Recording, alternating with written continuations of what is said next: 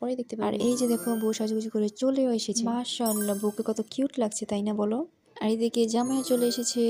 জামাইয়ের জন্য বড় গেট ছিল না, তাই বলে যে গেট ধরবো না, কোনো আনন্দ করবো না, এটা কি হয় বলো? আনন্দ তো আমাদের করতেই হবে, তাই যেটা ছিল সেটা দিয়ে আমরা ম্যানেজ করেছি। ভাঙাচোরা গেটের মধ্যে পাতলা একটা ফিতে দিয়ে আমরা গেট আটকেছি। এখন যেটাই থাকুক, ধান্দা করার একটা উপায় তো পেয়েছি। আর সুজি মামার কারণে আমাদের জামাই দৌড়ে গিয়ে দাঁড়িয়ে আছে। সুজি মামার এই কাজটা করা কিন্তু একদমই ঠিক হয়নি।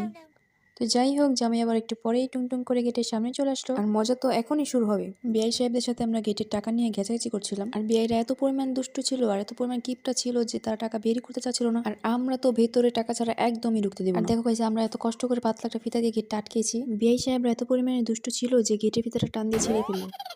গাইস, তোমরাই বলো, এটা করে কি তাদের ঠিক হয়েছে? জামাই সুন্দর করে ফিতাটাকে কাটবে, তা না দুষ্টু বিআই সাহেবরা কেচি তো দূরের কথা, হাত দিয়ে গেটের ফিতাটাকে ছিঁড়ে ফেললো। তো যাই হোক, নিজেদেরকে সান্ত্বনা দেওয়া ছাড়া এখন তো আর কিছুই করেন, কারণ গেট তো ছিঁড়েই ফেলেছে। তারপরেও আমরা তো ওনাদেরকে ভেতরেই ঢুকতে দিচ্ছিলাম না, কারণ বিআই সাহেবরা টাকাই বের করছিল না গাইস পকেট থেকে।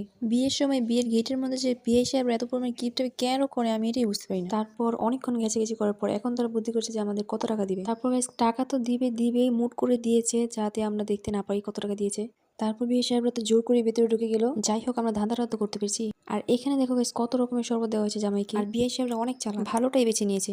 আর এখানে দেখো গাইস, জামাইকে আস্ত খাসি রান্না করে দেওয়া হয়েছে।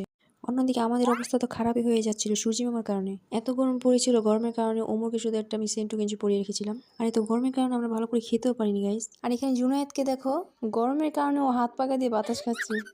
আর এই যে আজকে আমরা বউকে নিয়ে আসতে যাচ্ছি। কালকের ভিডিও আর করতে পারিনি, কারণ কালকে সবাই অনেক ব্যস্ত হয়ে গিয়েছিল। সবাই অনেক কান্নাকাটি করছিল, বাট বউ কোনো কান্না করেনি। ও তো হাসতে হাসতেই শ্বশুর বাসায় চলে যাচ্ছিল। বউয়ের মেকআপ নষ্ট হয়ে যাবে এটা ভেবে হয়তো বা বউ কোনো কান্নাকাটি করেনি। তো যাই হোক, আজকে আমরা যাচ্ছি বউকে নিয়ে আসতে বউয়ের শ্বশুর বাসায়। আর এই দেয়ালগুলো দেখতে পাচ্ছেন, এটা হচ্ছে ঢাকা কেন্দ্রীয় কারাগারের পেছনের সাইডের দেয়াল। এর আগের ভিডিওতে সামনের গেটটা দেখিয়েছিলাম, তো ভাবলাম পেছনের সাইডটা দেখিয়ে দিই। আর দেখো আকাশটা কত সুন্দর লাগছে তাই না? ইচ্ছে করছে আমি প্লেনে চড়ে উড়ে উড়ে আকাশের দিকে চলে যাই। আর এটা আমার স্বপ্ন হয়ে রয়ে যাবে, কারণ আমার কাছে প্লেনে চড়ার মতো টাকাই নেই। আর এই তো আমরা চলতে চলতে বউয়ের কাছে চলে আসলাম। আর দেখো বউ এখন বসে আছে, এটা আমার একদমই সহ্য হচ্ছিল না, কারণ আমার অনেক ইচ্ছে করছে বউয়ের শাড়ির ফুল লুকটা দেখার জন্য। তাই দেখো বউকে আমি দাঁড়া করিয়ে ওর শাড়ির ফুল লুকটা দেখলাম। বাস্তবে দেখতে আর বেশি সুন্দর লাগছিল। আর এই তো বউকে ওর বাসায় নিয়ে এসে তারপর আমরা তাড়াতাড়ি করে আমাদের বাসার দিকে রওনা হলাম। আর আমার বাসার সামনে এই লাল ব্রিজটা দেখলে আমার মনে অনেক বেশি শান্তি লাগে, কারণ আমার নিজের বাসার মতো শান্তি আর কোথাও লাগে না। আর দাঁড়ান কোথায় যাচ্ছেন? ওমরকে একটু দেখে যান। বাসার সামনে এসে ও গাড়ির মধ্যে ঘুমিয়ে পড়েছিল। আর ওকে দেখে আমার ছোটবেলার কথা মনে পড়ে গিয়েছে।